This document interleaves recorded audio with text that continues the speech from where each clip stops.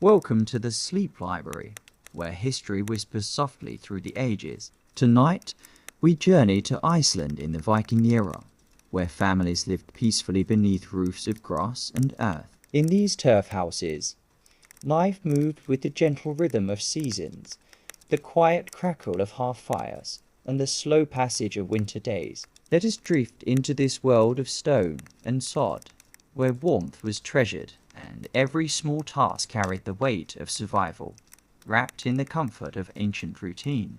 The world outside sleeps beneath a thick blanket of snow. In the depths of an Icelandic winter, morning arrives not with fanfare, but with the softest whisper of grey light pressing against small windows set deep into walls of stone and turf. The house rests quietly, half buried in the earth like a gentle hill, its grass roof blending seamlessly with the landscape beyond.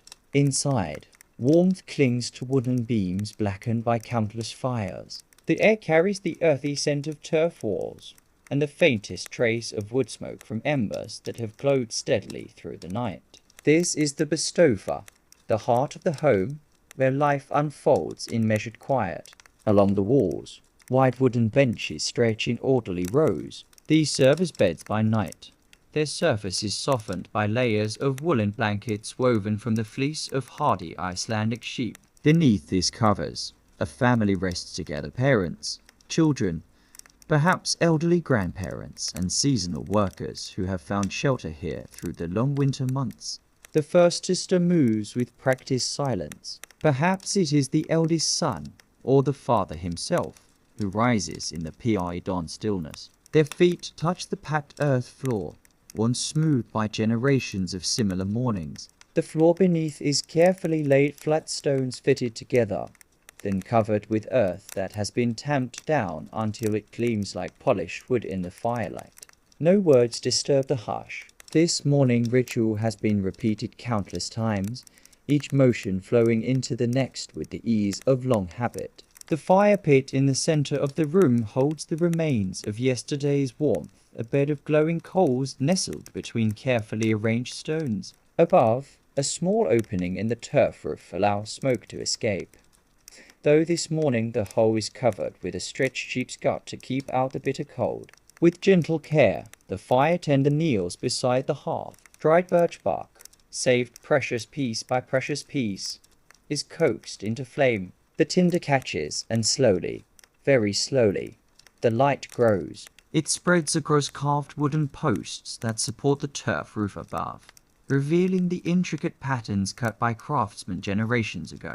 These beams tell stories of their own. Some bear runic inscriptions, others display the simple beauty of interwoven vines and leaves.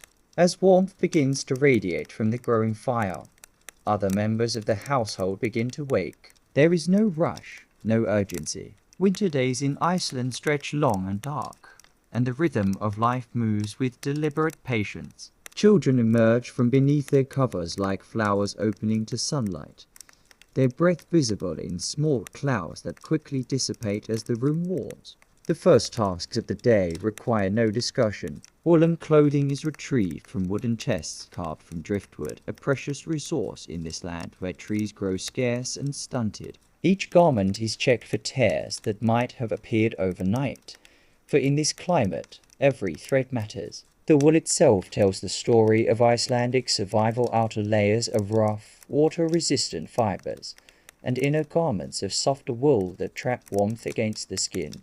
As family members dress, they move to their assigned places around the fire. The youngest children cluster closest to the warmth, while adults take positions where they can begin the day's necessary work. There is a quiet hierarchy to these arrangements, shaped not by harshness, but by the practical needs of survival and the wisdom of age. Outside, the wind sighs against walls built thick with turf and stone.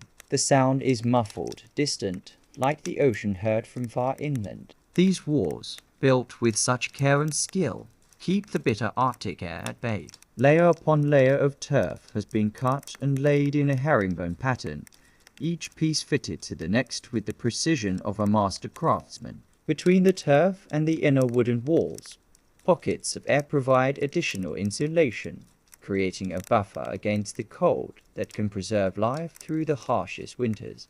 The windows, small openings covered with translucent membranes or thin, scraped horn, begin to glow with the first real light of day. This light is precious, filtered and soft, casting long shadows across the room. In summer, these same windows would flood the space with brightness, but now, in the depth of winter, they offer only a gentle reminder that somewhere beyond the clouds, the sun continues its distant journey. Water for washing comes from wooden buckets that have stood overnight near the fire.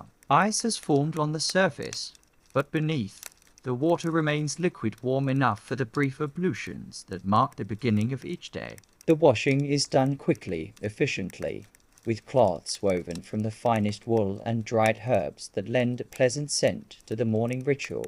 As the fire grows stronger, the room fills with a golden glow that makes the wooden surfaces shine like amber. The walls themselves seem to breathe with warmth, turf and stone holding and releasing heat in a gentle rhythm that will continue throughout the day. This is architecture born of necessity, but refined by centuries of experience, each element designed to work in harmony with Iceland's demanding climate. The morning light, such as it is in these winter months, reveals the careful organization of the bestover. Every item has its place. Every surface serves multiple purposes. The benches that function as beds by night become seating and work surfaces by day. Wooden chests that store clothing and precious possessions also serve as tables. Hooks carved into the wooden posts hold tools, clothing, and the countless small implements that make daily life possible. There is a profound quiet to these first moments of the day. The house holds its occupants like a gentle hand, protecting them from the vast, cold world beyond its walls. The fire crackles softly, the only sound that breaks the stillness, and in that sound lies the promise of warmth, of sustenance, of another day survived in this harsh but beautiful land.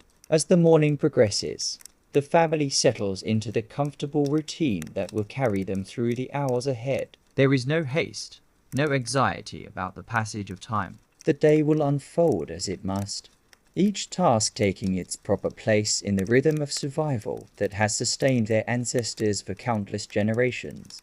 The turf house stands patient and strong around them, a testament to human ingenuity and the deep wisdom that comes from living in harmony with the natural world. Built into the earth itself, insulated by the very soil of Iceland, it represents a perfect marriage of human need and environmental adaptation. Here, in this quiet sanctuary, life continues its ancient dance, marked not by the ticking of clocks, but by the steady heartbeat of seasons, weather, and the eternal cycle of rest and waking. In these peaceful moments before the day's work begins, there is time for reflection, for gratitude, for the simple appreciation of warmth and shelter and the presence of loved ones. The fire burns steadily, the walls hold firm against the wind, and somewhere in the distance, the sun climbs slowly toward a horizon hidden by clouds and snow.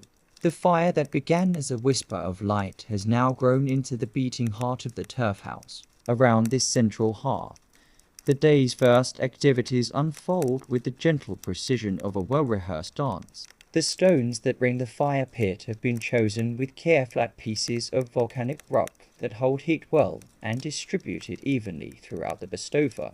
The cooking fire requires different materials than the warming fire. While birch bark and small twigs serve to kindle the flames, the cooking requires denser woods that burn slowly and provide steady heat. In Iceland, wood is precious beyond measure. Each piece of driftwood found along the shore is treasured, carefully dried and stored against future need. Dried sheep dung mixed with peat provides another source of fuel, less romantic perhaps than crackling logs, but practical and readily available.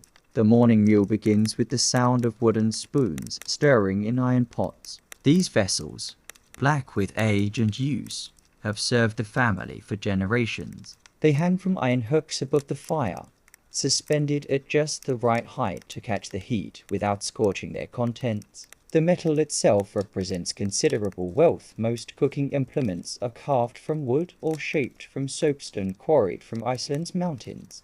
Milk from the previous day's milking has been kept cool in stone crocks let into the earthen floor. This milk will be transformed through careful heating and the addition of rennet into skyr, the cultured dairy product that forms a cornerstone of the Icelandic diet. The process requires patience and precise temperature control, skills passed down from mother to daughter, father to son, through countless generations.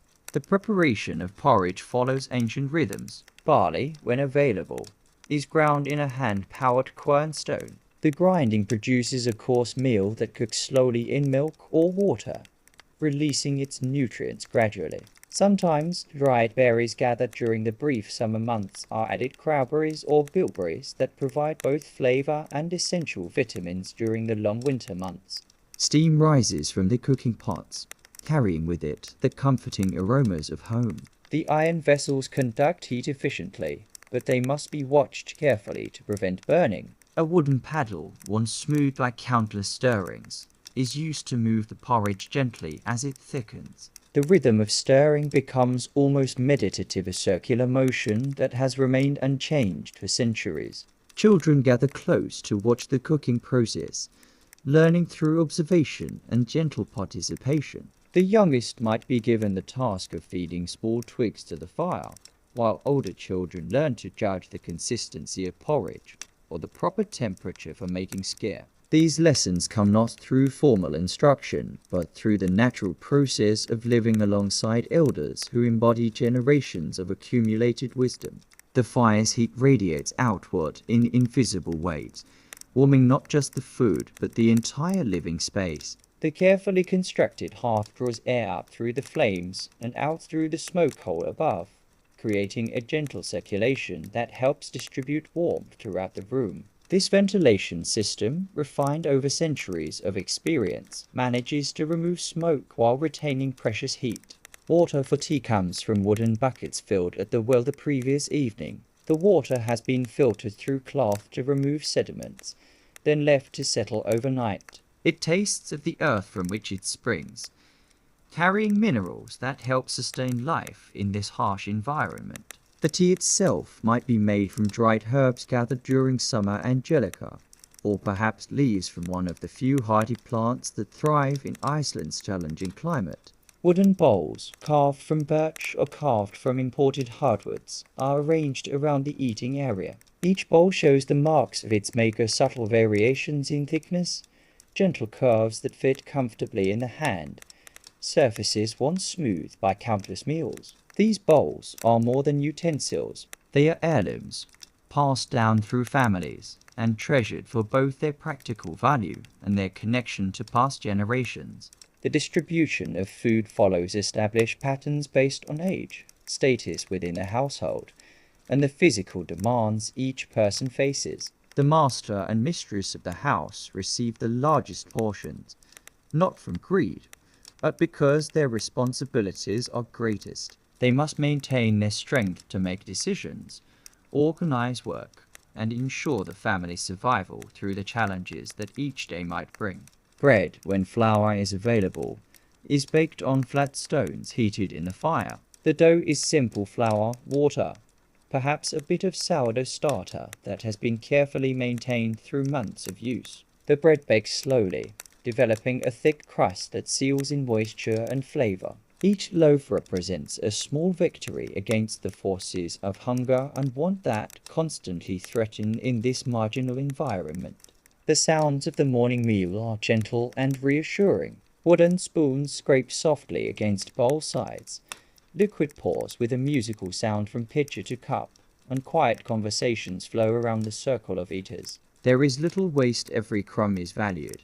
Every drop of milk appreciated for the life-sustaining energy it provides. Storage containers line the walls of the bestova, each designed for specific purposes. Wooden barrels hold preserved fish, while skin bags contain dried meat and other protein sources that must last through the winter months. Stone crocks keep root vegetables cool and fresh, while hanging nets hold items that benefit from air circulation. This organization represents generations of experience in managing limited resources through careful planning and meticulous preservation. The smoke from the cooking fire rises in gentle spirals, carrying away moisture and cooking odors while leaving behind the warmth that makes life possible. The smoke hole above can be adjusted using a system of covers and vents, allowing the family to balance ventilation with heat retention based on weather conditions and cooking needs.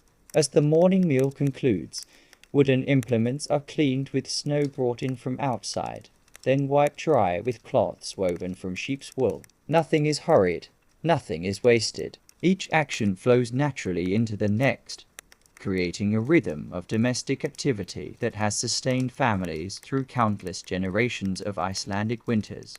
The fire continues to burn steadily, its flames dancing in patterns that seem to tell stories of their own.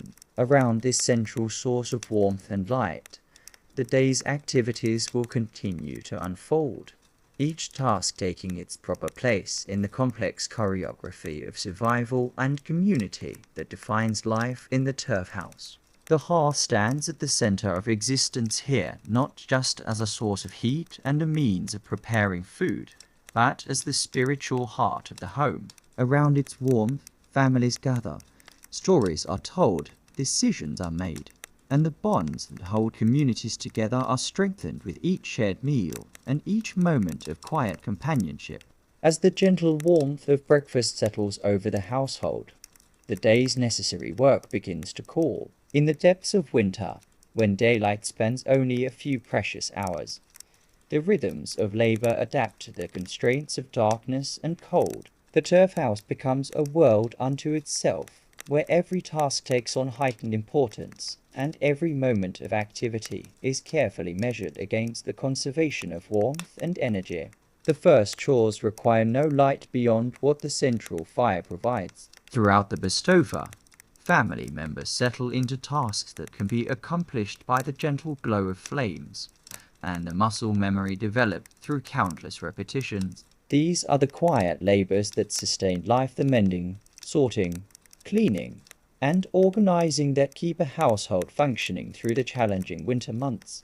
Near the fire, where light is strongest and warmth most abundant, the work of textile maintenance begins. Iceland's survival depends heavily on wool, and the care of woolen garments requires constant attention. Each piece of clothing is examined for signs of wear, for loose threads that might unravel, for thin spots that could become holes. The examination is methodical, almost ritualistic, fingers running along seams and surfaces with the sensitivity that comes from long practice. Mending is an art form in this environment. Wooden darning eggs, carved smooth and shaped to fit inside socks and mittens, provide the foundation for repair work. Woolen thread, carefully spun from the fleece of Icelandic sheep, is used to weave new strength into worn areas. The work requires patience and skill. Stitches must be small and even, strong enough to withstand hard use, but subtle enough not to create uncomfortable lumps or ridges.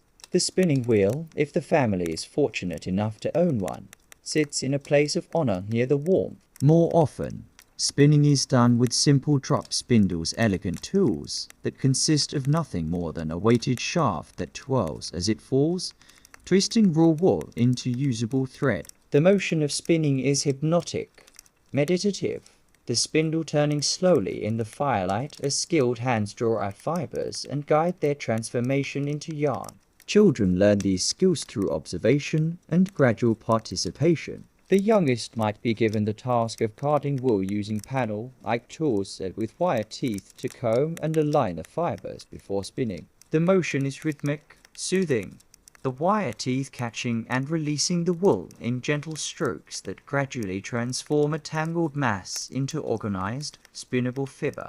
Water for washing and cleaning comes from the barrels filled the previous day. In winter, this water must be warmed by the fire before it can be used effectively. The warming is done gradually, with kettles and pots suspended at various heights above the flames. Steam rises from these vessels, adding humidity to the dry winter air and creating a comfortable atmosphere for the delicate work of textile care. Leather goods require their own specialized attention. Boots, belts, and various containers made from hide must be kept supple and waterproof to remain functional. Fish oil, carefully rendered and stored, is worked into the leather with gentle, circular motions. The oil penetrates slowly, restoring flexibility and creating a barrier against moisture. The work leaves hands soft and protected, a beneficial side effect of a necessary task. Tool maintenance occupies another corner of the winter workspace. Wooden handles are checked for cracks or splinters. Metal blades are examined for rust or dullness. Whetstones, precious items in their own right, are used to restore sharp edges to knives and other cutting implements. The sound of blade against stone creates a gentle rhythm, long, smooth strokes that gradually bring back the keen edge essential for efficient work.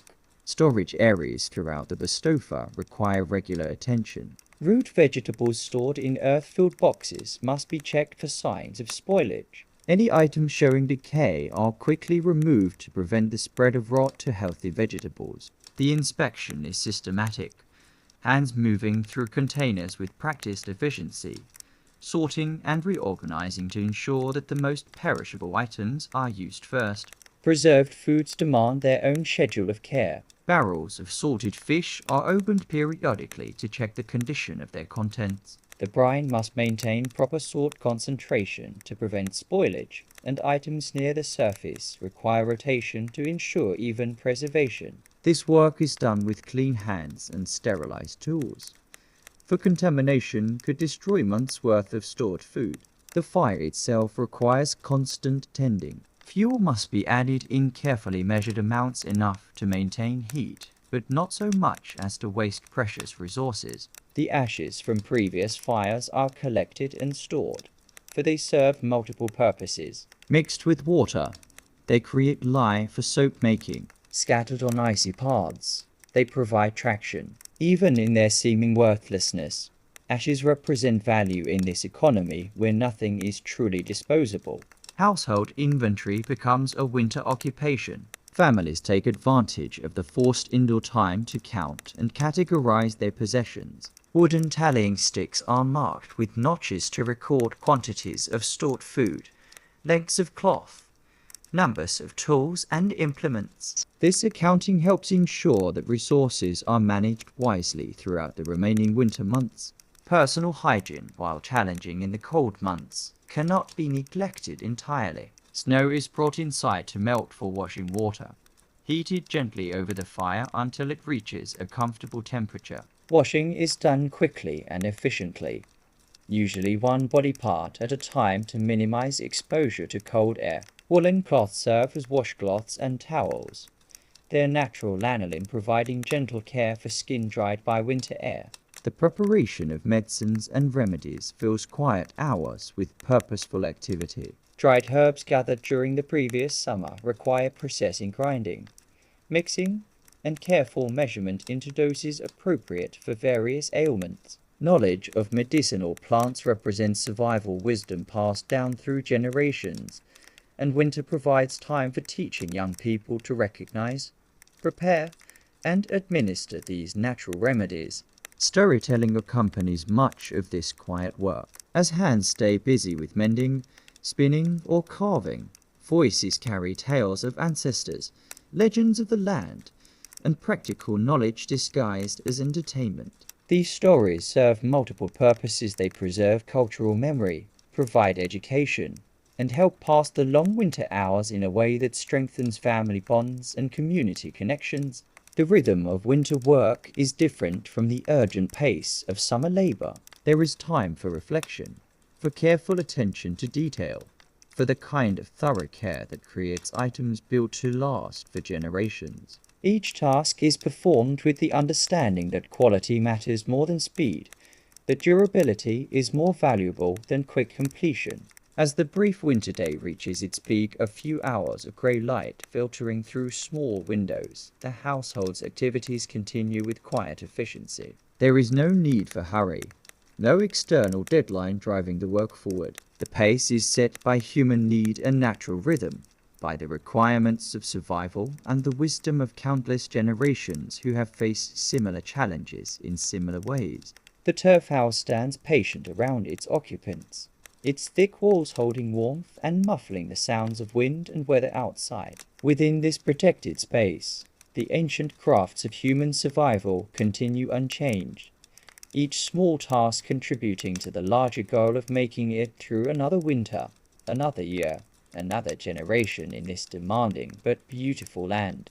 In the gentle glow of the central fire, where warmth pools like liquid gold around the hearth, the true artistry of Icelandic winter life begins to unfold. Here, in the quiet hours that stretch between dawn and dusk, hands that have learned patience through generations of practice transform simple materials into objects of both beauty and necessity. The creation of handicrafts in the turf house represents more than mere occupancy of time. It embodies the deep human need to create, to beautify, and to leave something lasting in a world where survival often demands the temporary and pragmatic. The master craftsperson of the household settles into their accustomed place near the fire, where light is strongest and fingers can work with precision. Before them lies an array of materials gathered over months and years, wool in various stages of preparation, carved wooden implements, bone and antler pieces, and scraps of leather that will find new purpose under skilled hands. Each material tells its own story of origin.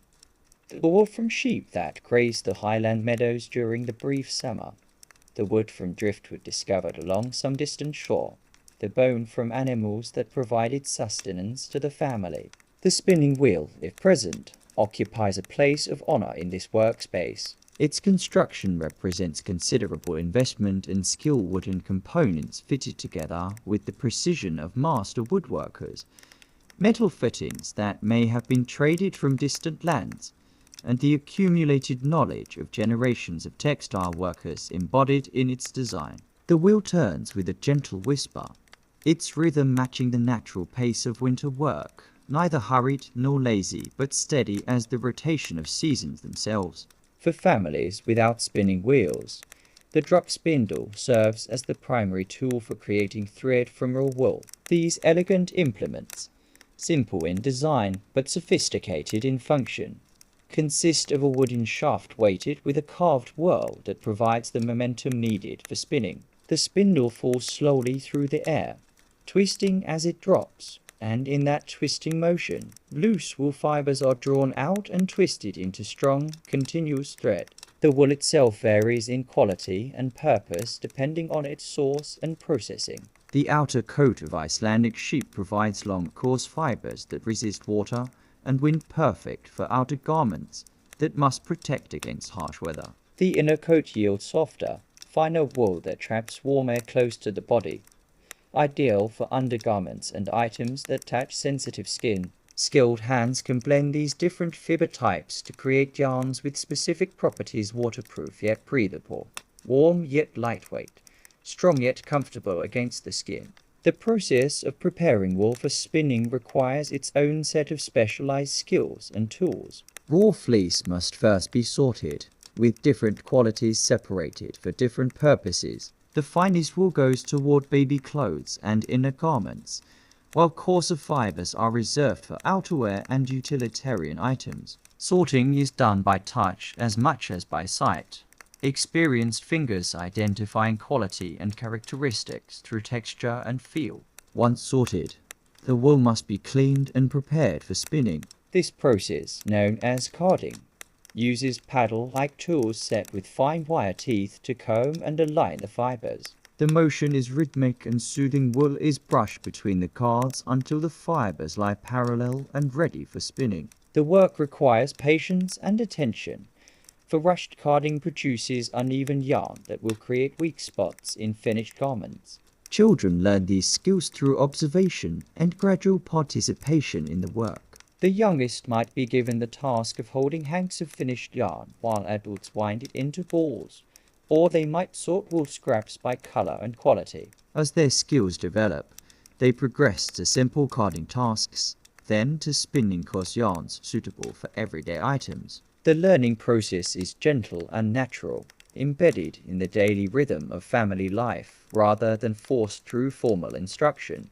The knitting of woolen garments represents perhaps the highest expression of Icelandic textile artistry. Needles carved from bone or wood click softly in the firelight as skilled hands create intricate patterns passed down through generations. The traditional Icelandic sweater, with its distinctive yoke design and natural color patterns, emerges stitch by stitch through hours of patient work. Each pattern tells a story. Some designs represent natural phenomena like frost or waves. Others commemorate historical events or family traditions. Color in these textiles comes from the natural pigments available in the Icelandic environment. The undyed wool provides a palette ranging from white through various shades of gray and brown to deep black, depending on the sheep's natural coloring. Additional colors can be achieved through careful dyeing with local plants. Lichen produces yellows and oranges. Berries provide reds and purples, and certain mosses yield subtle greens and browns. The dyeing process itself requires considerable skill and patience. Plant materials must be gathered at the right season and processed correctly to release their color compounds. The wool must be prepared with mordant substances that help the dye bond permanently with the fibers. The actual dyeing takes place in large pots suspended over the fire, with temperatures and timing carefully controlled to achieve consistent, lasting colors. Woodworking occupies another corner of the winter craft workspace. With sharp knives and simple hand tools, skilled craftspeople transform pieces of precious wood into useful and beautiful objects. Spoons, bowls, and various household implements take shape through careful carving and patient sanding. The wood shavings that accumulate during this work are not wasted. They serve as tinder for starting fires or as bedding material for animals. The creation of wooden objects follows traditional patterns refined over centuries of use. Bowls are carved to specific proportions that make them comfortable to hold and efficient to use. Spoon handles are shaped to fit naturally in the hand, with bowls sized appropriately for different foods and purposes. Each piece represents a balance between aesthetic appeal and practical function, for in this environment, beauty must never compromise utility. Bone and antler, byproducts of hunting and livestock slaughter, find new life under the skilled hands of craftspeople. These materials can be carved into needles for sewing and knitting, buttons for clothing, and various small tools and implements. The work requires sharp tools and considerable patience, for bone and antler are hard materials that must be shaped gradually through careful scraping and filing. Leather work represents another essential winter craft. Hides from cattle, sheep, and other animals must be processed and transformed into useful items. The tanning process, using materials like oak bark or fish oil, helps preserve the leather and make it supple and durable. Skilled leather workers can create boots, bags, clothing, and various containers that serve essential functions in daily life. The atmosphere of the craft workspace is one of quiet concentration, punctuated by gentle conversation. Stories are shared as hands work. Knowledge is passed from generation to generation through casual instruction, and the bonds of family and community are strengthened through shared activity. The rhythm of the work creates its own meditation, the regular click of knitting needles, the soft whisper of the spinning wheel, the gentle scrape of knife against wood. Tools themselves represent significant investments and are maintained with religious care. Knitting needles are polished smooth to prevent snagging. Knife blades are kept sharp and free of rust, and spinning equipment is regularly cleaned and adjusted for optimal performance. The tools often become heirlooms, passed down through families and carrying with them the accumulated skill and experience of their previous owners. The finished products of this winter craftsmanship represent more than mere objects. They embody the love, skill, and patience of their creators. A sweater knitted during the long winter months carries within its stitches the warmth of the fireside where it was created, the care of the hands that shaped it, and the accumulated wisdom of generations of textile workers. These items will serve not just practical purposes, but will carry emotional and cultural significance throughout their useful lives. As the day's crafting work draws to a close, Tools are carefully cleaned and stored, materials are organized for the next day's work, and the fruits of patient labor are examined and appreciated. There is satisfaction in this work that goes beyond mere accomplishment. It represents the human triumph over harsh conditions, the transformation of raw materials into objects of utility and beauty, and the continuation of cultural traditions that connect present generations to their ancestors and future generations to their heritage.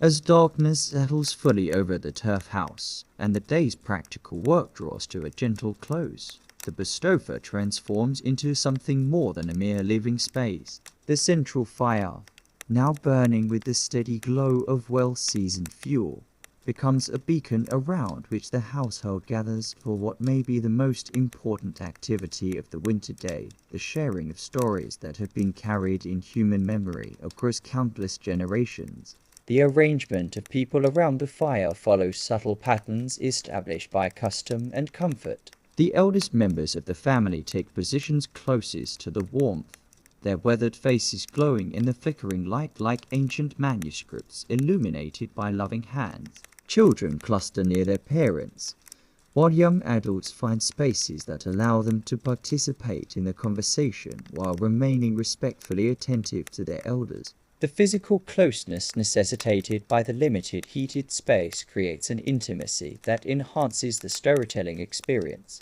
The transition from daytime activities to evening entertainment occurs gradually, naturally. Hands that were busy with spinning or carving or mending continue their work, but at a slower pace that allows attention to shift toward the spoken word. The rhythmic sounds of craftwork, the soft click of knitting needles, the gentle whisper of spindle against wool create a musical background that enhances rather than distracts from the storytelling experience.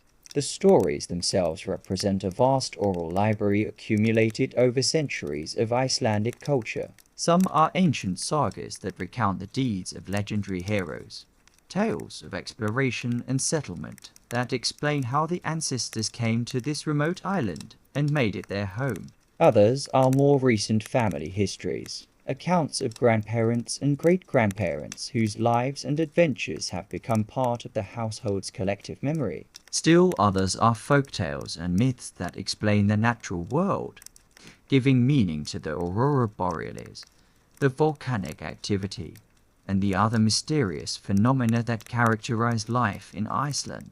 The storyteller for any given evening might be determined by tradition, by particular expertise, or simply by the natural flow of conversation. Often, it is one of the elder family members who takes the leading role, their voice carrying the authority that comes from years of experience and the accumulated wisdom of many previous tellings. But storytelling is not the exclusive province of the elderly younger family members contribute their own tales, whether learned from other sources or created from their own experiences and imagination. The style of storytelling reflects the gentle pace of winter life in the turf house. There is no rush, no need to compress tales into brief summaries. Instead, stories unfold with the leisurely detail that allows listeners to truly inhabit the world being created through words. Descriptions linger on significant details: the color of a hero's hair, the sound of wind through ancient trees, the specific qualities of light that illuminate crucial scenes. This richness of detail serves multiple purposes. It makes the stories more vivid and memorable. It provides extended entertainment during long winter evenings, and it helps preserve cultural knowledge with the precision that oral tradition requires. The language of the stories carries its own special beauty. Old Icelandic phrases and constructions, preserved in the formal language of storytelling, create a sense of connection to earlier generations. Children learn these archaic forms not through formal instruction, but through repeated exposure during story sessions, gradually building a vocabulary that connects them to their cultural heritage. The rhythmic patterns of the language, the alliteration and internal rhymes that characterize traditional Icelandic poetry, create a musical quality that makes the stories easier to remember and more pleasurable to hear. Audience participation is expected and welcome during these storytelling sessions. Listeners might interject questions about details, request clarification of unfamiliar terms, or contribute additional information about characters or events. This interactive quality helps ensure that stories remain living documents rather than fixed recitations, evolving and adapting to maintain their relevance for each new generation of listeners. The educational value of the stories extends far beyond mere entertainment. Historical sagas teach about the political and social structures of earlier times, providing lessons about leadership, loyalty, and the consequences of various choices. Folktales often contain practical wisdom disguised as entertainment information about navigation, weather prediction, plant and animal behavior, and other knowledge essential for survival in Iceland's challenging environment. Family stories help establish identity and belonging, connecting individuals to their lineage and their place within the larger community.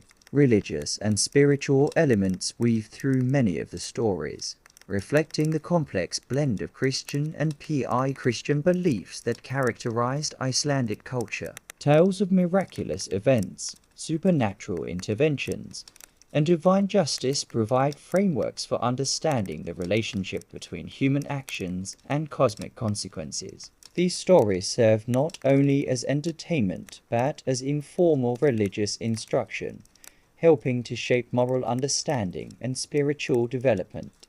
The psychological function of storytelling in the isolated environment of the turf house cannot be underestimated. During the long winter months, when travel is impossible and social contact is limited to household members, stories provide essential mental stimulation and emotional release. They offer escape from the sometimes claustrophobic confines of the winter dwelling, transporting listeners to distant lands and different times through the power of imagination. They also provide a safe way to explore difficult emotions and challenging situations, allowing people to think through problems and possibilities in the context of fictional scenarios. The memorization techniques embedded in oral storytelling traditions represent sophisticated methods for preserving and transmitting information across generations. Repeated phrases, structured patterns, and rhythmic elements serve as memory aids that help ensure accurate transmission of important cultural knowledge. The communal nature of the storytelling process provides built-in error correction if a storyteller makes a mistake or omits important details. Other listeners can provide corrections based on their own knowledge of the tales. The fire around which these stories are shared serves as more than mere illumination and warmth. Its dancing flames create a hypnotic focus that enhances the storytelling experience, while the interplay of light and shadow across faces and gestures adds visual drama to the spoken words. The gentle crackling of burning wood provides a subtle rhythm that storytellers can use to pace their narratives, while the warm glow creates an atmosphere of comfort and security that encourages both telling and listening. Children's participation in these story sessions represents their initiation into the full cultural life of the community. Through listening, questioning, and gradually beginning to tell stories themselves, they learn not only the content of their cultural heritage, but also the skills necessary to preserve and transmit it to future generations. The storytelling tradition thus ensures its own continuation while providing young people with essential communication skills and cultural knowledge. As the evening progresses and the fire burns lower, the stories often shift from the epic and adventurous to the gentler tales more suited to bedtime. These might be shorter family anecdotes, humorous incidents from local history, or peaceful folk tales that help ease the transition from wakefulness to sleep. The storyteller's voice becomes softer, more soothing, as the household prepares for rest. The conclusion of the evening's storytelling is marked not by abrupt endings, but by gentle transitions. Stories wind down naturally, conversations fade into comfortable silence, and the practical activities of banking the fire and preparing for sleep begin to take precedence. But the stories themselves do not end, they continue to resonate in the minds of listeners, becoming part of their own mental landscape and adding to the store of tales they will someday share with their own children and grandchildren. In this way, the tradition continues, carried forward not through written texts but through the living memory of people who understand that stories are not just entertainment but essential elements of human culture and identity. The turf house, with its warm hearth and intimate atmosphere, provides the perfect setting for this ancient practice, ensuring that the wisdom and beauty of generations past remain alive and accessible to generations yet to come. As the household settles into the rhythm of winter life, the care of animals becomes a thread that weaves through each day with unwavering regularity, even in the depths of the coldest months, when the landscape lies buried beneath snow and the wind howls across the frozen earth. The creatures that share this harsh environment with their human companions require constant attention and care. Their welfare represents not just moral obligation, but practical necessity, for their survival directly impacts the family's ability to endure until spring returns to the land. The animal shelter, attached to the main turf house or built as a separate structure nearby, shares the same architectural principles that make human habitation possible in this challenging climate. Thick walls of stone and turf provide insulation against the bitter cold, while carefully designed ventilation systems allow for air circulation without creating dangerous drafts. The floor consists of packed earth covered with layers of straw and dried grass that provide both warmth and absorption for animal waste. The daily routine of animal care begins early, often before full daylight penetrates the small windows of the bustova. The responsible family member, perhaps the eldest son or daughter, or one of the adults whose particular expertise lies in animal husbandry, prepares for the journey from the warm interior of the house to the necessarily cooler environment where the animals spend their winter months. Layers of woolen clothing, carefully maintained and repaired throughout the season, provide protection against the cold that will be encountered during this essential work. The transition from house to stable requires careful management of heat loss and cold exposure. Doors are opened only briefly, and the passage between buildings is accomplished quickly to minimize the escape of precious warm air. Upon entering the animal shelter, the difference in temperature is immediately apparent, but the space remains far warmer than the outside environment, heated by the collective body warmth of the animals, and insulated by the same turf construction techniques that protect human inhabitants. Icelandic sheep, hardy creatures bred through centuries of natural selection for survival in this demanding environment, form the backbone of most household livestock operations. These remarkable animals possess thick, multi-layered fleeces that provide exceptional insulation against cold temperatures and moisture. Their wool consists of two distinct types of fiber: a soft, insulating undercoat and a longer, water-resistant outer layer that sheds precipitation while maintaining warmth. This natural design allows them to survive outdoors during much of the year, though winter storms and extreme cold require the protection of shelter. The feeding of sheep during winter months requires careful planning and resource management. Hay, cut and dried during the brief summer growing season, represents the primary source of nutrition for ruminant animals during the months when fresh grazing is impossible. The hay must be of sufficient quality to maintain animal health through the long winter, and the quantity must be carefully calculated to last until spring grass becomes available. Each feeding is measured and distributed with the precision that comes from understanding that waste cannot be afforded in this marginal environment. Water for the animals comes from the same sources that supply the human inhabitants' wells that must be kept from freezing, or snow and ice that require melting over the household fire. The provision of liquid water represents a constant challenge during the coldest months, requiring multiple trips daily to ensure that animals remain properly hydrated. Ice that forms on water containers must be broken regularly, and the containers themselves require protection from freezing solid. Cattle, when present in the household economy, require even more careful attention than sheep due to their larger size and greater nutritional needs. A cow or bull represents enormous value to a farming family, providing milk, meat, leather, and other essential products, but also requires proportionally greater resources for winter maintenance. The shelter for cattle must be larger and more substantial, and the quantity of hay needed to maintain a single cow through winter could sustain many sheep for the same period. The milking of cows during winter months follows a schedule dictated by both animal physiology and human need. Milking must occur at regular intervals to maintain the cow's health and milk production, regardless of weather conditions or other complications. The work is done by hand, requiring skill and patience to ensure complete milking while maintaining the gentle rhythm that keeps the animal calm and cooperative. The warm milk provides immediate nutrition for the family and serves as the base ingredient for various dairy products that help sustain the household through winter.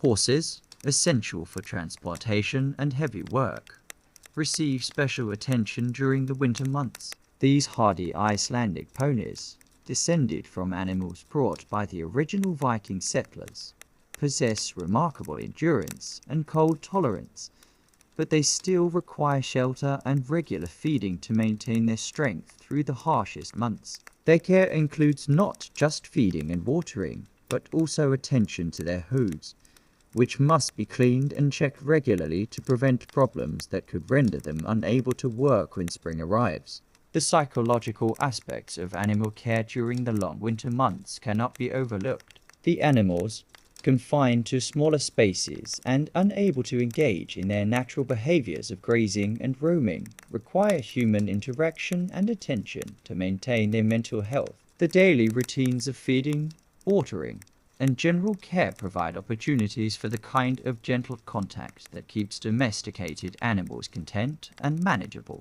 Talking to the animals, gentle grooming, and simple presence all contribute to their well-being and help maintain the trust and cooperation essential for efficient animal management. Chickens, if the household is fortunate enough to maintain them through winter, require particularly careful attention due to their sensitivity to cold temperatures. Their shelter must provide protection from drafts while allowing sufficient ventilation to prevent moisture buildup that could lead to dangerous conditions. The care of poultry includes not just daily feeding and watering, but also the regular collection of eggs, which provide essential protein and nutrition during months when other protein sources may be limited. The cleaning of animal shelters represents an ongoing challenge during winter months. Waste must be removed regularly to prevent health problems and maintain sanitary conditions, but the frozen ground makes it impossible to dispose of manure in the normal way. Instead, waste is often stored in designated areas where it will freeze solid, remaining stable until spring thaw allows for proper composting and field application. This work is physically demanding and must be accomplished despite cold temperatures and difficult conditions.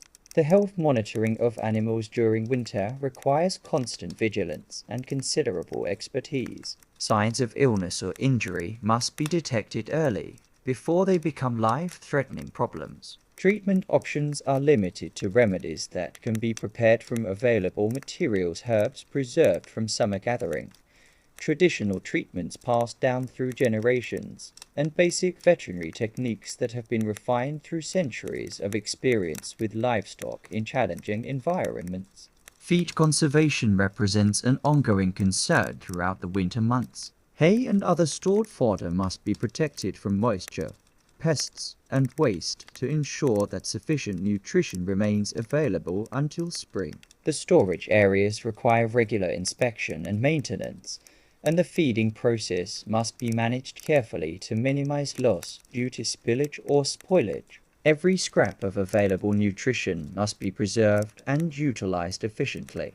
The breeding and reproduction of livestock is carefully timed to take advantage of seasonal patterns and resource availability. Most animals are bred to give birth in spring, when warmer weather and emerging vegetation provide better conditions for both mothers and offspring. This timing requires careful planning and management of breeding schedules, ensuring that animals are in proper condition for reproduction and that the resulting offspring will have the best possible chance of survival. Tool maintenance for animal care represents another ongoing responsibility. Pitchforks, shovels, buckets, and other implements must be kept in good working condition despite the harsh conditions in which they are used. Metal tools require protection from rust, while wooden handles need periodic treatment with oil or other preservatives to prevent cracking and splitting in the cold, dry winter air. The economic calculations involved in winter animal care are complex and crucial. Each animal represents both an asset and a liability, providing valuable products and services, but also requiring significant resources for maintenance. Decisions about which animals to keep through winter and which to slaughter for immediate use require careful consideration of available feed supplies, shelter capacity, and expected spring conditions. As the winter progresses and stored feed supplies diminish, the daily care of animals becomes increasingly challenging and important. Every feeding must be carefully measured. Every animal must be monitored for signs of nutritional stress, and contingency plans must be maintained for emergency situations. The successful management of livestock through the winter months represents a triumph of planning, skill, and dedication that makes the difference between prosperity and hardship when spring finally returns to the land. The bond between human and animal, forged through months of daily care and mutual dependence, represents one of the most fundamental relationships in this agricultural society.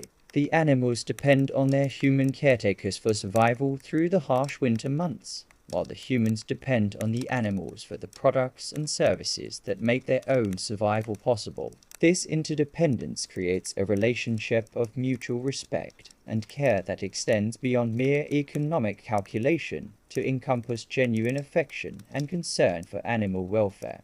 After months of darkness broken only by brief interludes of grey winter light, the gradual return of longer days brings with it a transformation that touches every aspect of life in the turf house. The change begins subtly, moments of additional daylight that accumulate slowly, like drops of light gathering into pools of renewed possibility. Windows that have framed only darkness and reflected firelight begin to glow with natural illumination that seems miraculous after the long winter's confinement.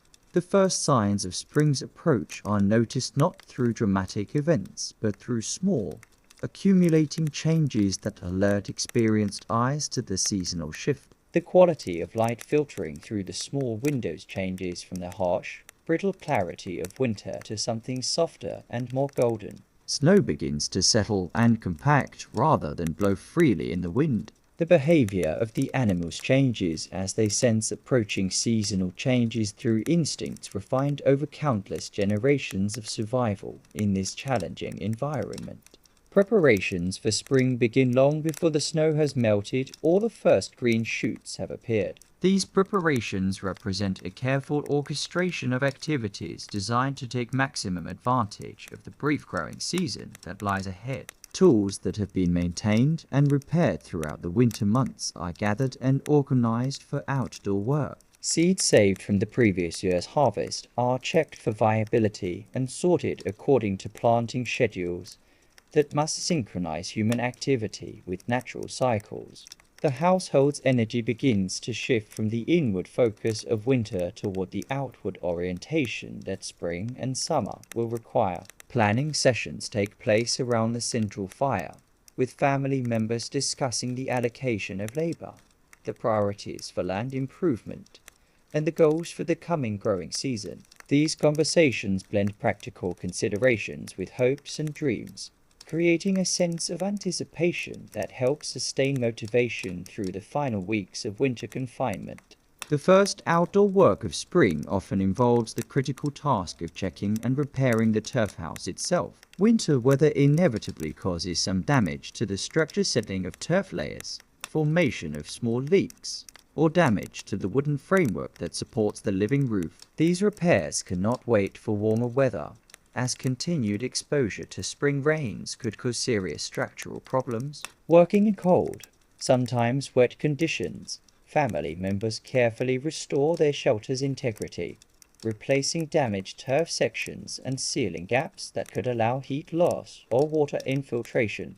The roof of the turf house receives particular attention during these spring maintenance activities. Over the winter months, the living grass that forms the surface layer may have died back, leaving areas vulnerable to erosion. New turf must be cut and fitted to replace damaged sections, a process that requires considerable skill to ensure proper drainage and weather resistance. The work is physically demanding, requiring workers to spend hours on steep, sometimes slippery surfaces while handling heavy, awkward pieces of turf. As daylight hours increase, the daily routine of the household begins to expand beyond the confines of the Bostova. Activities that were impossible during the darkest winter months become feasible again, and the physical space available for work gradually extends from the immediate vicinity of the central fire to encompass larger areas of the house and eventually the outdoor environment.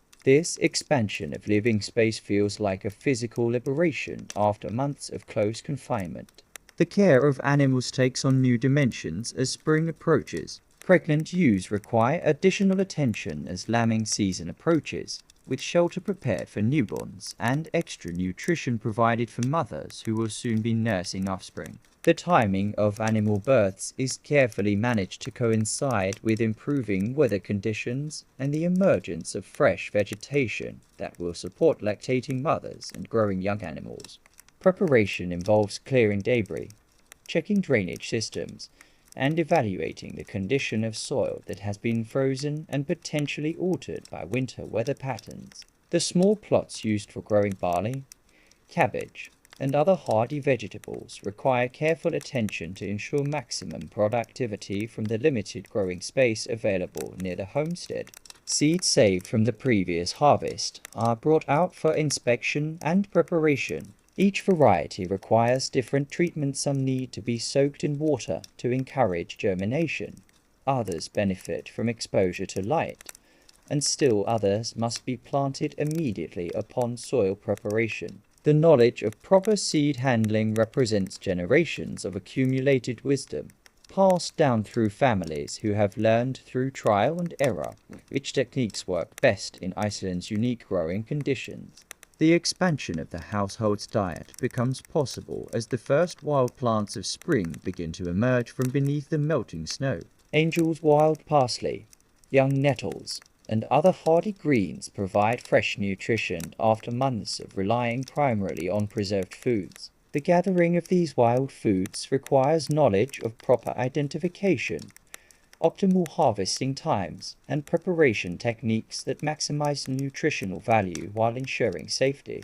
Water systems that have been frozen or restricted during winter require attention and maintenance as spring progresses. Wells must be cleared of ice and debris, while drainage channels around the turf house need inspection and repair to handle the increased water flow from melting snow.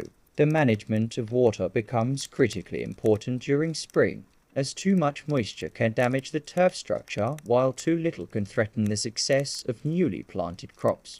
The social aspects of spring preparation extend beyond the individual household to encompass the larger community. Neighbors begin to reconnect after months of winter isolation, sharing information about weather patterns, discussing plans for cooperative work projects, and organizing the communal activities that characterize Icelandic agricultural life. These social connections provide both practical benefits and psychological relief after the enforced solitude of winter months.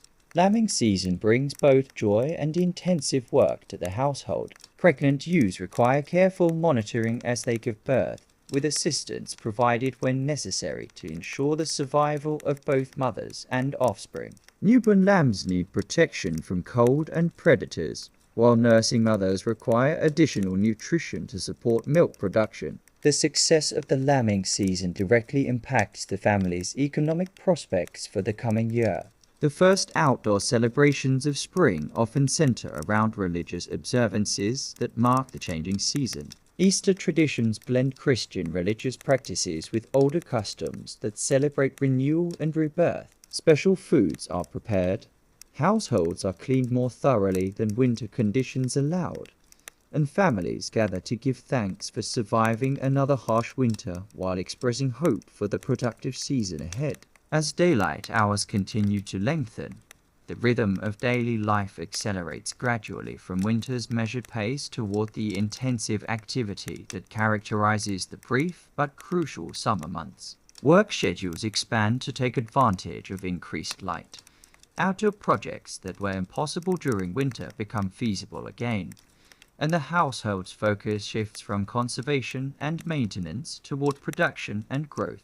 The preparation of tools and equipment for summer work begins in earnest as spring progresses. Farming implements that have been stored and maintained through winter are brought out, checked for damage, and repaired or replaced as necessary. The timing of this preparation is critical, as the brief growing season allows no delays once field work begins in earnest.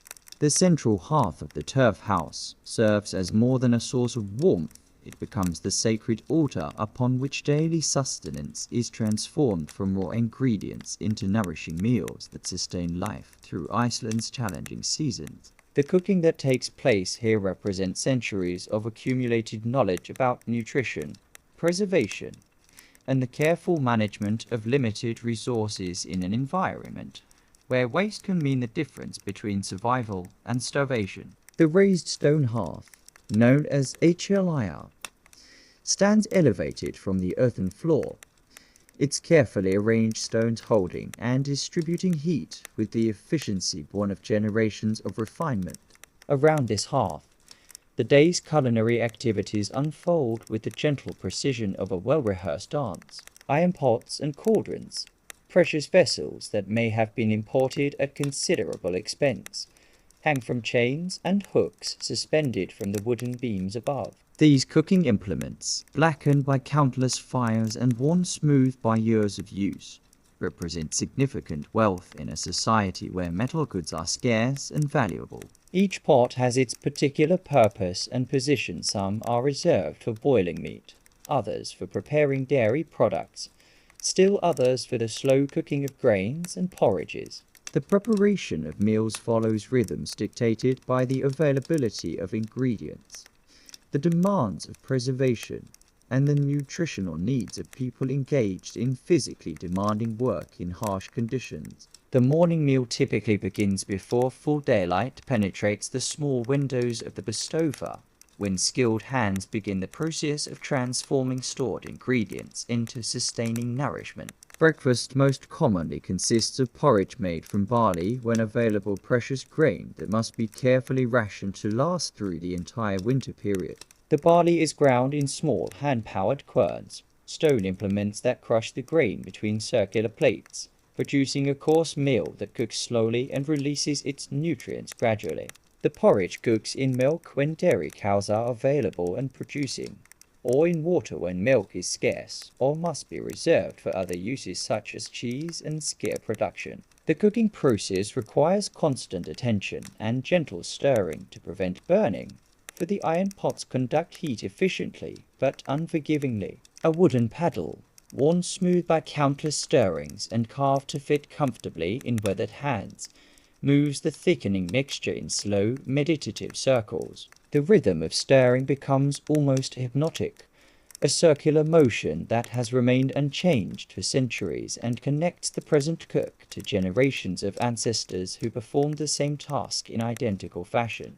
When available, preserved fruits gathered during the brief summer months are added to the porridge. Crabberries, bilberries, or wild strawberries that have been dried and carefully stored to provide both flavor and essential vitamins during the long winter months when fresh plant foods are unavailable. These additions transform simple grain porridge into a more complex and nutritious meal, their tartness cutting through the hearty grain flavor and providing variety in what might otherwise become monotonous winter fare.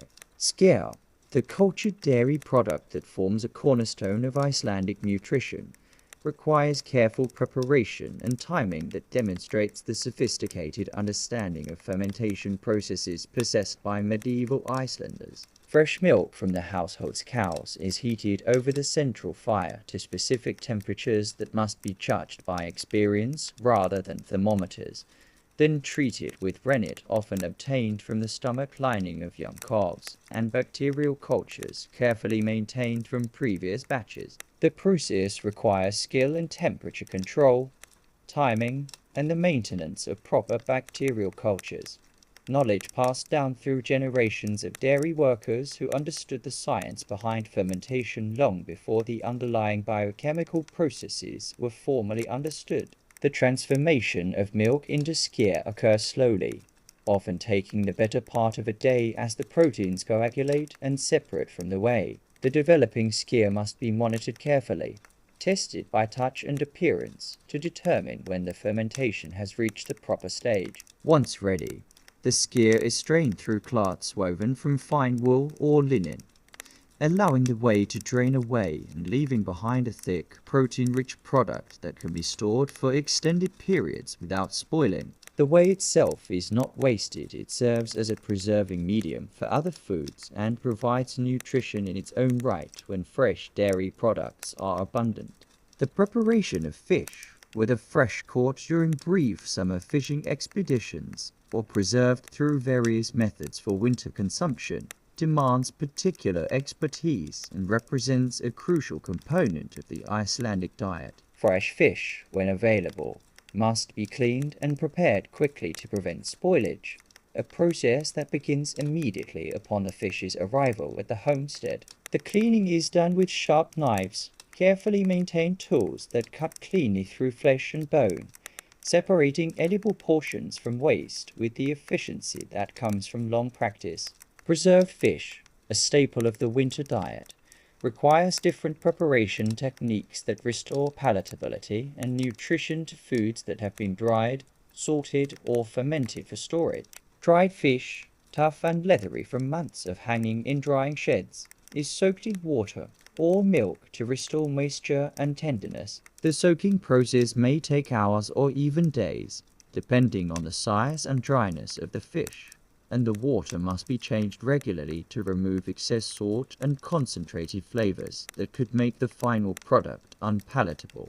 The cooking of reconstitute fish requires gentle heat and careful timing to avoid overcooking that would make the protein tough and undigestible. Often, the fish is added to stews or soups where the long, slow cooking process helps break down tough fibers while extracting maximum nutrition from bones and skin. Fish bones, carefully cleaned and boiled, yield gelatin-rich broths that provide essential nutrients and help stretch limited food supplies to feed larger numbers of people. Meat preparation follows seasonal patterns that reflect the rhythms of animal husbandry and preservation requirements. Fresh meat is available primarily during autumn slaughter periods, when animals are killed and processed before winter feeding requirements become economically unsustainable. This meat must be preserved through smoking, salting, fermentation, or other methods that allow it to remain edible throughout the winter months when fresh protein sources are unavailable.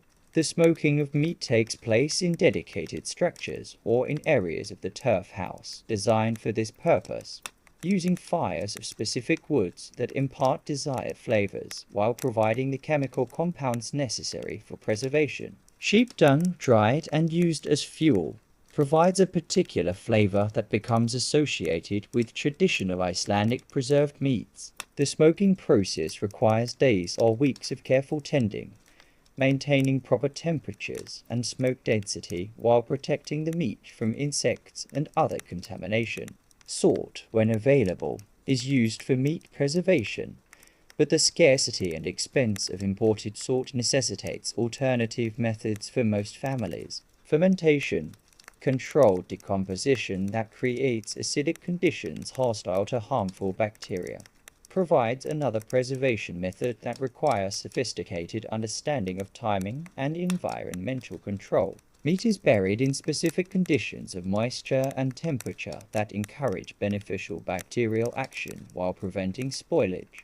The cooking of preserved meat requires techniques that restore moisture and tenderness while drawing out excess salt or other preservatives that could make the meat unpalatable. Long, slow boiling helps rehydrate dried meat and leaches out concentrated flavors, while the addition of vegetables and grains creates hearty stews that provide complete nutrition from limited ingredients. The cooking liquid itself becomes valuable, rich with extracted nutrients and flavors that form the base for soups and other dishes.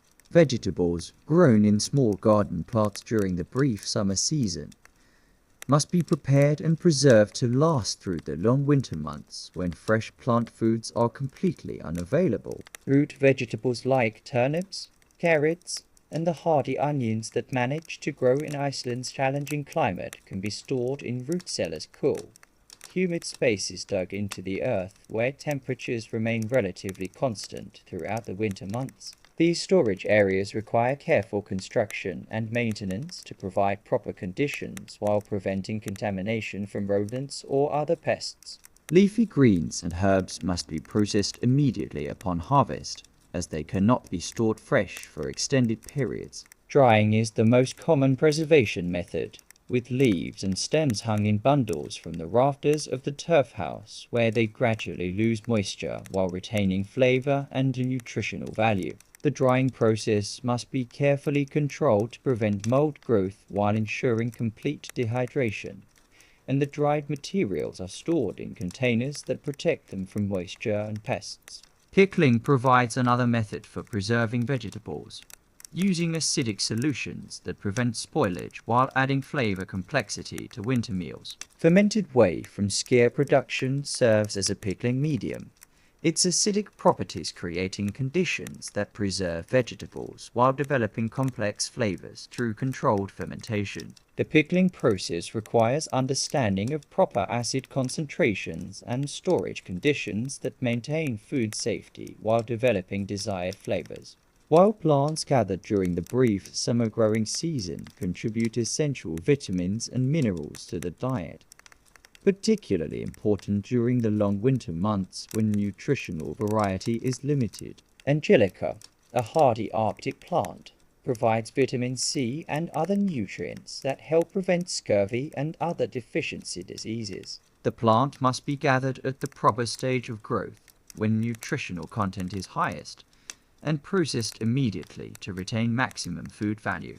Seaweed, abundant along Iceland's extensive coastline, serves both as food and as a source of salt for preservation. Different species of seaweed provide different flavors and nutritional profiles, and their harvesting requires knowledge of tidal patterns, seasonal availability, and proper processing techniques. Dried seaweed can be burned to produce black thought, a mixture of salt and ash that serves as a preservative when pure salt is unavailable, though the resulting preserved foods are contaminated with gritty ash particles.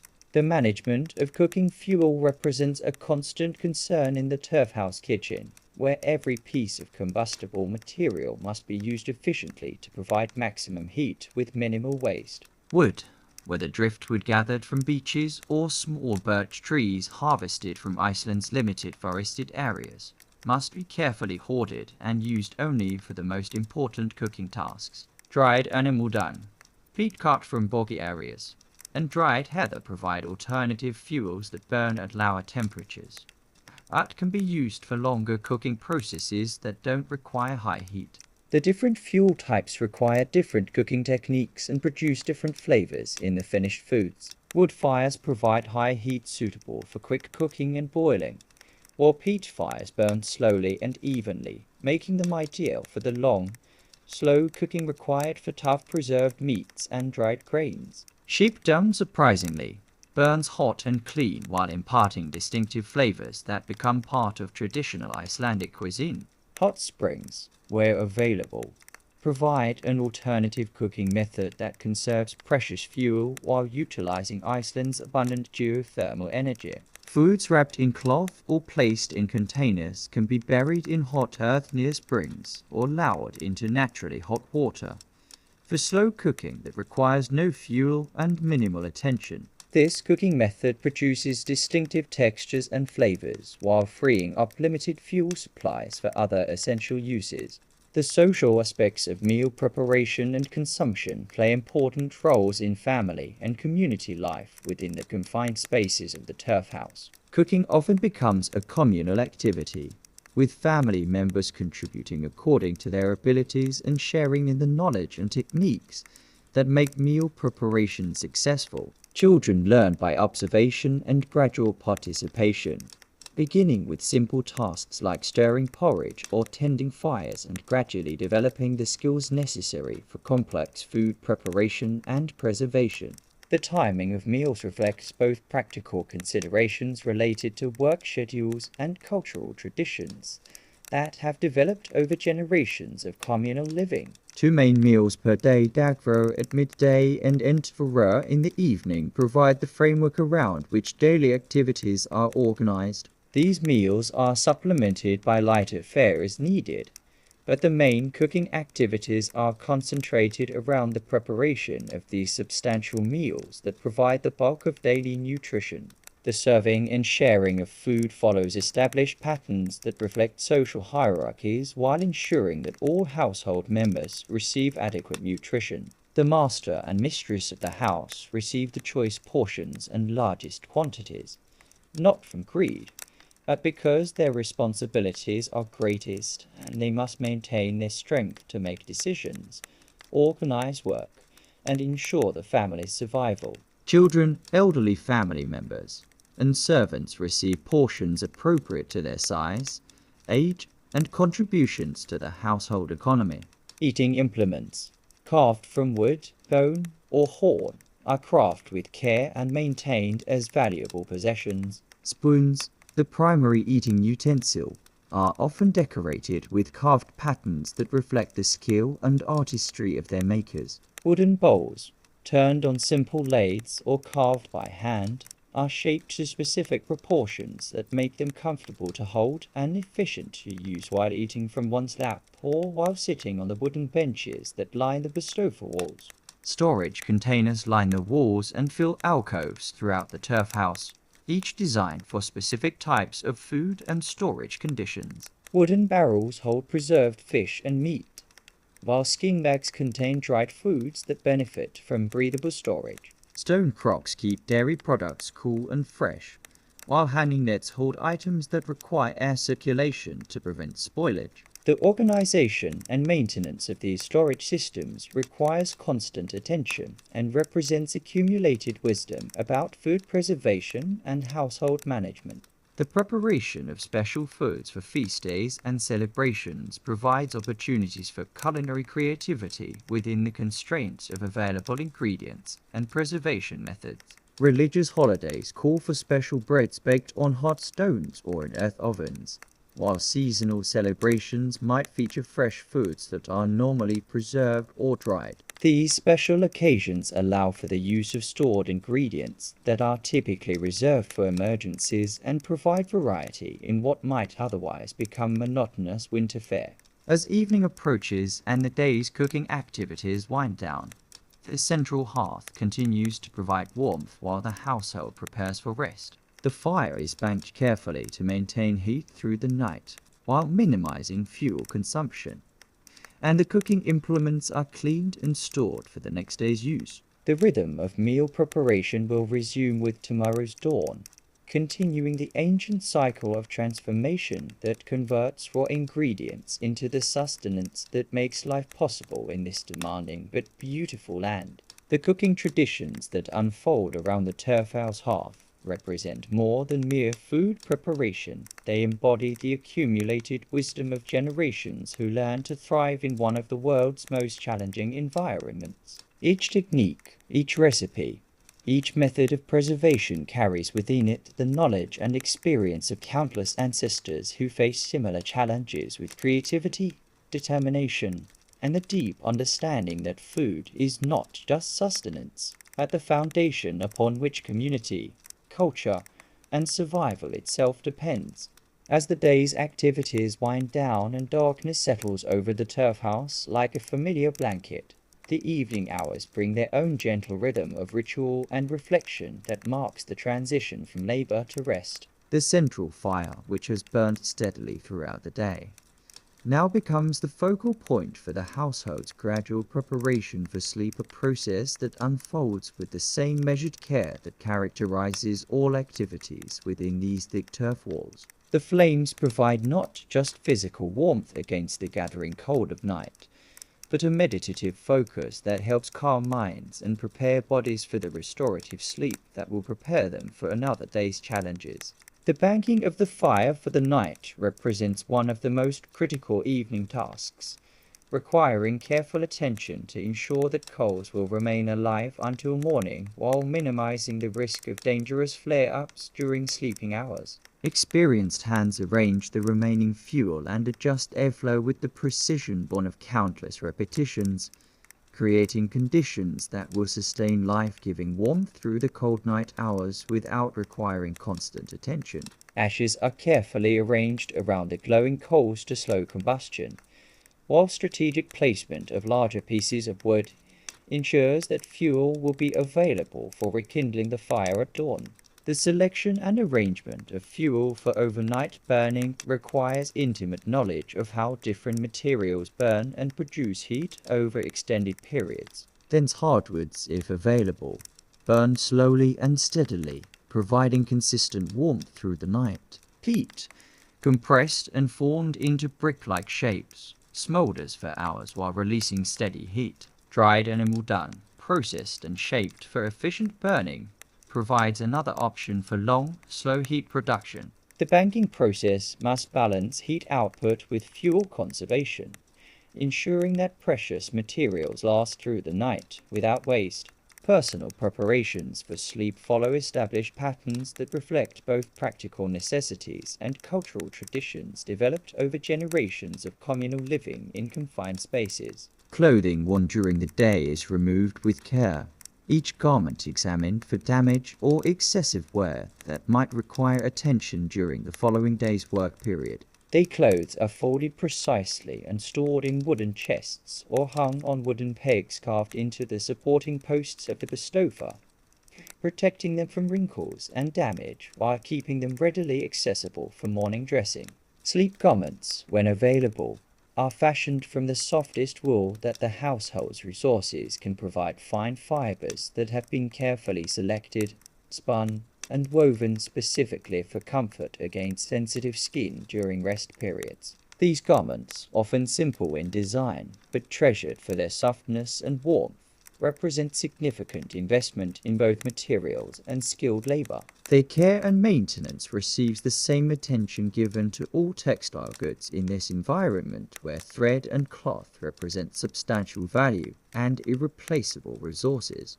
The arrangement of sleeping spaces reflects both social hierarchies and practical considerations related to heat distribution, comfort, and the complex dynamics of family relationships within the limited space of the turf house. The wooden benches that serve multiple functions during daylight hours are transformed into beds through the addition of mattresses stuffed with wool, feathers, or other insulating materials that provide cushioning and warmth during the long night hours. These mattresses, sewn from sturdy cloth and filled with materials that represent the best available options for comfort and insulation, are valuable household possessions that receive careful maintenance and periodic refurbishment.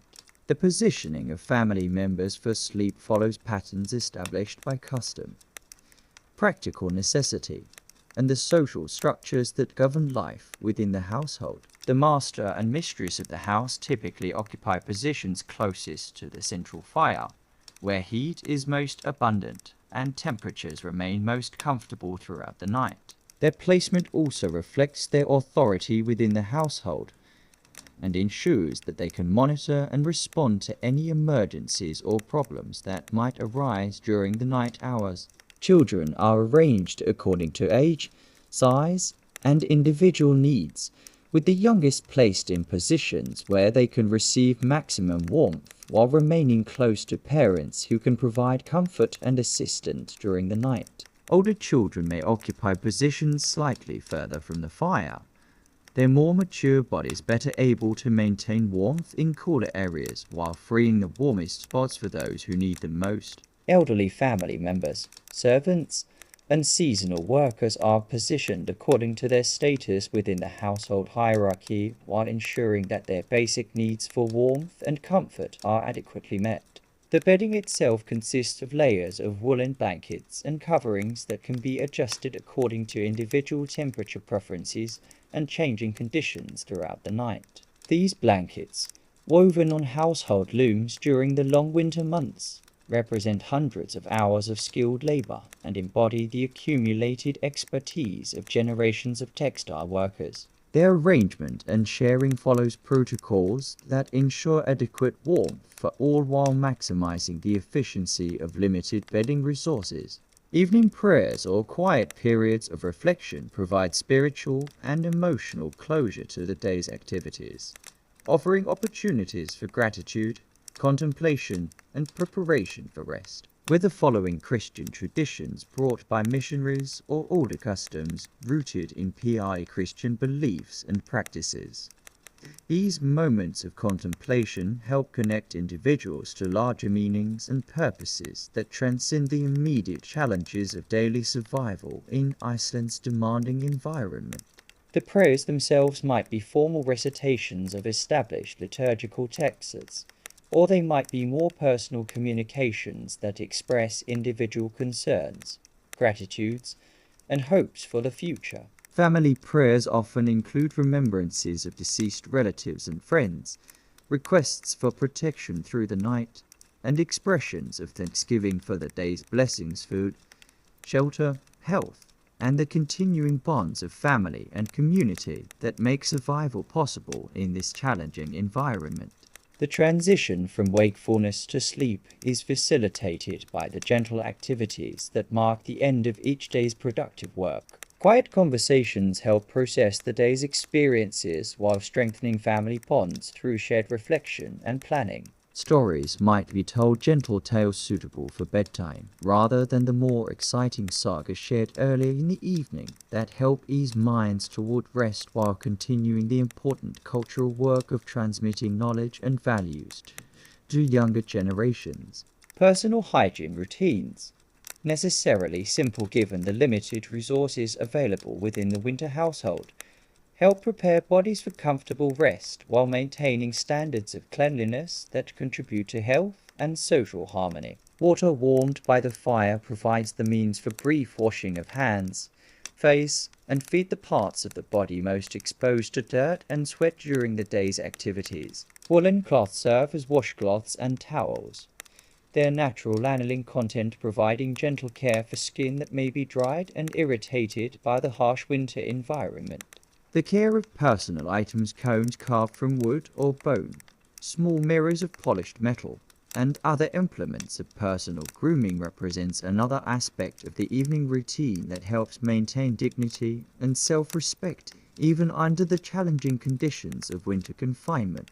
These items, often crafted with considerable skill and artistic decoration, serve both practical and psychological functions, helping individuals maintain connection to their personal identity and social status.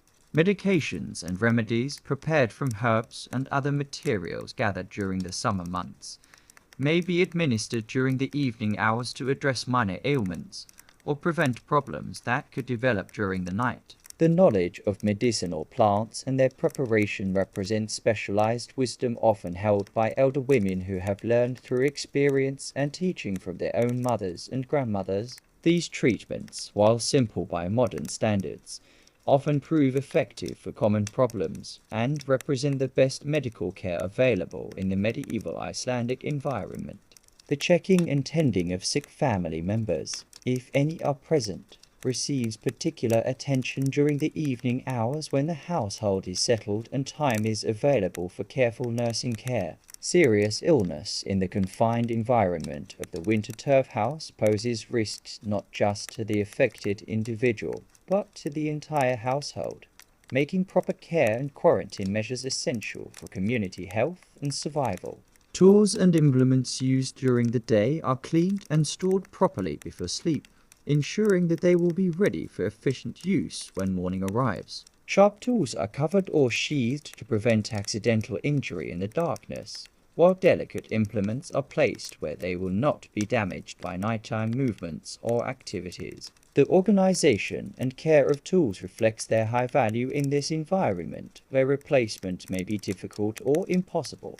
Security measures, while necessarily simple, help ensure the safety of the household during the vulnerable night hours. Doors are secured with wooden bars or other fastening devices that can prevent unwanted entry while still allowing quick escape if fire or other emergencies require rapid evacuation. Valuable items are secured in locked chests or hidden in secret locations that protect them from theft while keeping them accessible to authorized users. The psychological preparation for sleep involves the gradual letting go of the day's concerns and worries, allowing the mind to settle into the peaceful state necessary for restorative rest. This mental transition may be facilitated by meditation, prayer, or simple breathing exercises that help calm anxious thoughts and prepare consciousness for the healing sleep that will restore energy and vitality for the challenges that tomorrow will inevitably bring. The sounds of the settling household gradually diminish as individual family members find their quiet conversations fade to whispers and then to silence.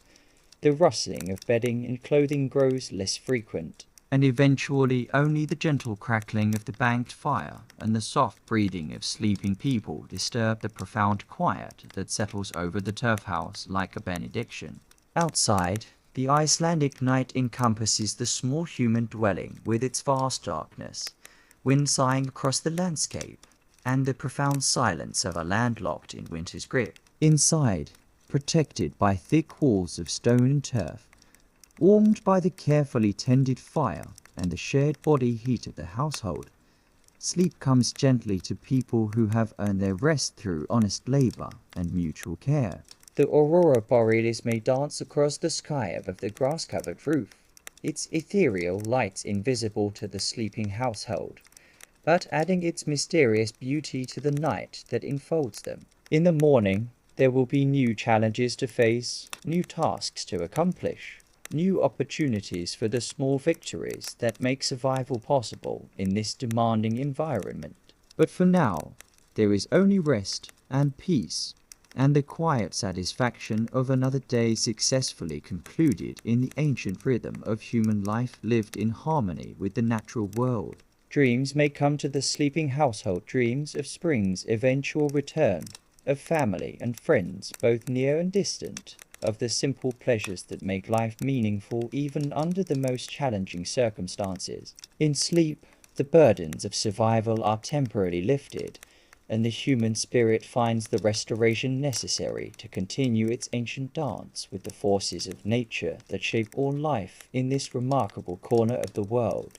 The turf house stands as a testament to human ingenuity in the face of environmental challenges, its thick walls and grass-covered roof representing the accumulated wisdom of generations who learn to work with rather than against the forces of nature that dominate Iceland's landscape. Built into hillsides where natural contours provide additional insulation and protection, or constructed with walls that rise gradually from carefully laid stone foundations, these structures demonstrate a profound understanding of how to create comfortable, durable living spaces using materials provided entirely by the Icelandic environment. The construction of a turf house begins long before the first sod is cut or the first stone is laid, with careful selection of a building site that takes advantage of natural protection from prevailing winds while ensuring adequate drainage to prevent water damage to the structure. The ideal location nestles against a hillside or natural rise that provides shelter from the harsh north winds while offering southern exposure that maximizes the capture of precious sunlight during the brief winter days. Proximity to water sources is essential, but the site must be elevated sufficiently to prevent flooding during spring snowmelt or periods of heavy rainfall. The foundation represents the most critical element of turf house construction, requiring skills in stonework that ensure stability and longevity for the entire structure. Stones must be selected for size, shape, and durability. then carefully fitted together to create walls that will support enormous weight while providing perfect drainage for moisture that inevitably penetrates the turf layers above. The foundation walls, typically 2 to 3 feet thick, extend below the frost line to prevent damage from the freeze-thaw cycles that characterize Icelandic weather patterns. The selection and preparation of stones for foundation construction requires considerable expertise in recognizing suitable materials and understanding their properties under various conditions. Volcanic rocks, abundant throughout Iceland, provide excellent building material when properly selected and prepared. The stones must be relatively flat and uniform in size to create stable, level surfaces, while their hardness and resistance to weathering ensure that the foundation will endure for generations without requiring major repairs or reconstruction. Timber, the most precious and difficult to obtain of all construction materials, forms the structural skeleton that supports the entire turf house system. In medieval Iceland, wood comes primarily from two sources: driftwood gathered along the extensive coastline, and small birch trees harvested from the limited forested areas that survive Iceland's harsh climate and human exploitation. Each piece of wood represents significant value and must be carefully evaluated, processed, and utilized to maximum efficiency. Driftwood, carried by ocean currents from the forests of Scandinavia and Russia, provides larger timber suitable for major structural elements like ridge beams, wall plates, and door frames. This wood, seasoned by salt water and weathered by years of ocean travel, often possesses superior durability and resistance to decay compared to freshly cut timber. However, driftwood must be carefully examined for damage from marine borers, soil corrosion, and structural weaknesses that could compromise its suitability for construction use. The processing of timber for construction requires specialized tools and considerable skill in working wood with hand tools. Each piece must be carefully shaped to fit its intended purpose, with joints cut precisely to ensure tight, weather-resistant connections. Mortise and tenon joints, secured with wooden pegs, provide strong, flexible connections that can withstand the settling and movement that inevitably occur in structures built on organic materials like turf and stone. The framework of vertical posts and horizontal beams creates a structural cage that supports the enormous weight of the turf walls and roof while providing attachment points for interior features like benches, storage areas, and partitions. These structural elements must be designed to accommodate the gradual settling that occurs as organic materials compress under their own weight and the loads imposed by furniture, people, and the various activities of daily life. The walls of the turf house represent perhaps the most remarkable achievement of Icelandic construction technology, combining multiple layers of different materials to create insulation systems that rival modern building techniques in their effectiveness. The process begins with the cutting of turf blocks from carefully selected areas where the grass has developed thick, dense root systems that will hold the soil together and resist erosion when incorporated into building walls. Turf cutting requires specialized tools and considerable skill in selecting suitable material and cutting blocks to appropriate dimensions for construction use. The turfs must be cut when soil moisture content is optimal to dry, and the blocks will crumble. Too wet, and they will be impossibly heavy and prone to slumping. The cutting is done with sharp spades designed specifically for this purpose, creating blocks approximately 18 inches long, 12 inches wide, and 4 to 6 inches thick. The laying of turf walls follows patterns developed over centuries of experience with this building technique. The blocks are laid like enormous bricks, with joints staggered to prevent vertical cracks that could allow air and water penetration. Each course is carefully leveled and compacted before the next layer is applied, ensuring that the wall rises evenly and maintains proper drainage characteristics throughout its construction. Between the outer turf wall and the inner wooden framework, builders often insert layers of other insulating materials, moss, dried grass, or even feathers when available that increase the thermal performance of the wall system. These materials are packed carefully to eliminate air gaps while maintaining the drainage characteristics necessary to prevent moisture buildup that could lead to rot or structural failure. The roof system represents the culmination of turf house construction technology, creating a living surface that provides excellent insulation while managing the complex challenges of drainage, structural support, and weather resistance. The roof begins with a framework of rafters and purlins that distribute weight evenly across the supporting walls while providing a stable foundation for the layered roofing system that will be applied above. Over the structural framework, builders lay a continuous membrane of birch bark or other water-resistant material that provides the primary moisture barrier for the entire building. This membrane must be installed with meticulous attention to overlap patterns and ceiling details, as any gaps or flaws will allow water penetration that could destroy the structural timber and create unhealthy living conditions within the building. Above the bark membrane, layers of turf are applied in carefully planned patterns that ensure proper water shedding while creating the thick, insulating blanket that makes the turf house thermally efficient. The turf is laid with the grass side up, allowing the living plants to take root and create a living roof that actually improves with age as root systems develop and bind the layers together into an increasingly effective weather barrier. The grass roof, once established, requires ongoing maintenance to ensure continued effectiveness and prevent problems that could compromise the building's weatherproofing or structural integrity. Weak areas must be identified and repaired promptly. New turf must be cut and fitted to replace damaged sections, and drainage systems must be maintained to prevent water accumulation that could cause catastrophic failure of the roofing system.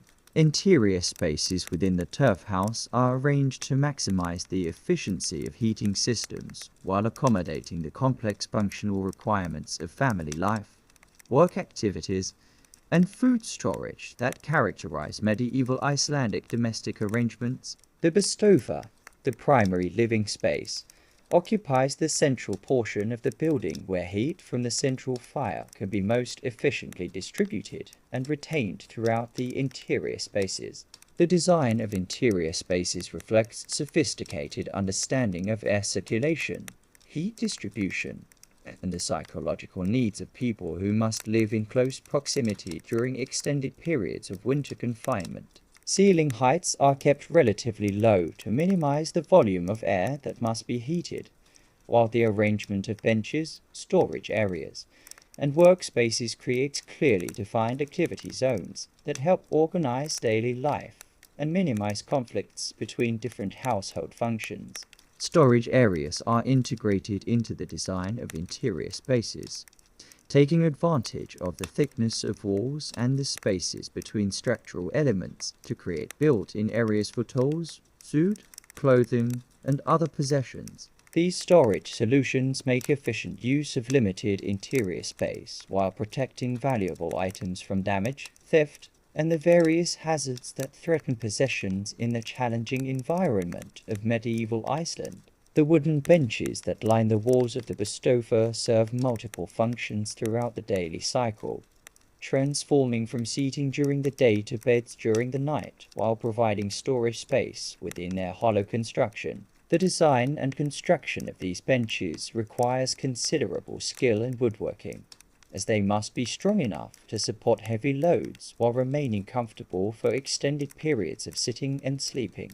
Ventilation systems, while necessarily simple, demonstrate sophisticated understanding of air movement and moisture control within tightly sealed building envelopes. Small openings, carefully positioned and equipped with adjustable covers, allow for the controlled introduction of fresh air while minimizing heat loss during cold weather. The smoke hole above the central fire provides the primary means of removing stale air and combustion products, while its adjustable cover system allows for precise control of draft conditions and heat retention. The floor systems of turf houses combine practicality with comfort, using locally available materials to create surfaces that are easy to clean, reasonably comfortable for daily activities, and capable of withstanding the heavy use and occasional moisture that characterize life in these buildings. Flat stones, carefully selected and fitted, provide the primary flooring material, with gaps between stones filled with earth or sand that can be easily replaced when it becomes soiled or worn. Over the stone foundation, layers of organic materials, dried grass, rushes, or other plant materials provide cushioning and insulation that makes the floors more comfortable for daily activities. These organic floor coverings require regular replacement as they become worn or contaminated, but their use transforms hard stone surfaces into reasonably comfortable living spaces suitable for the various activities that take place at floor level.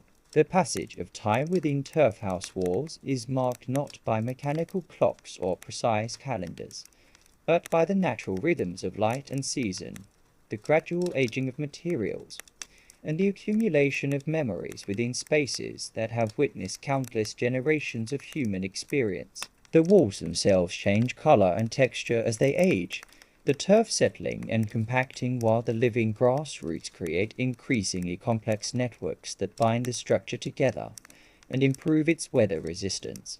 Wood surfaces within the house darken and polish with age and use, developing the patina that comes from decades of human contact and the gentle oils deposited by countless hands. The smoothness of frequently touched surfaces tells the story of daily routines repeated year after year, while the wear patterns on floors and stairs reveal the paths most traveled by the building's inhabitants throughout their daily activities. Each turf house becomes a repository of family history, its very structure embodying the lives and labors of those who built and maintained it through years of Icelandic weather and seasonal cycles. Modifications and improvements made by successive generations reflect changing needs, evolving construction techniques, and the individual preferences and skills of different family members who have called the building home throughout its long service life.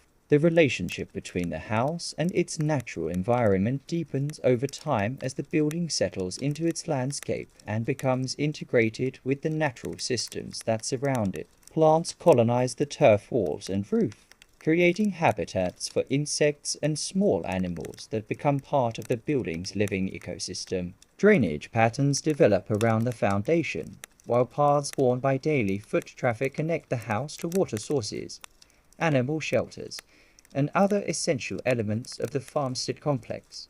Repairs and maintenance activities provide ongoing opportunities for the improvement and refinement of the building systems, as each generation of occupants learns from the successes and failures of previous inhabitants. Techniques that prove effective are repeated and refined, while methods that cause problems are abandoned in favor of better solutions. This evolutionary process results in buildings that become increasingly well adapted to their specific sites and the particular needs of their occupants. The turf house serves not just as shelter, but as a symbol of human adaptation and perseverance in the face of environmental challenges that would defeat less determined or less innovative peoples. Its thick walls represent security against the forces of nature, while its comfortable interior spaces provide the physical and psychological foundation for family life, cultural development, and the continuation of human society under conditions that test the limits of survival and endurance. In its quiet endurance through centuries of harsh weather, political upheaval, and social change, the turf house stands as a monument to the wisdom of people who understood that true architecture works with natural forces rather than against them, creating buildings that enhance rather than dominate their environmental settings. These structures remind us that human ingenuity, applied with patience and respect for natural systems, can create solutions that serve human needs while maintaining harmony with the larger ecological systems that sustain all life on Earth.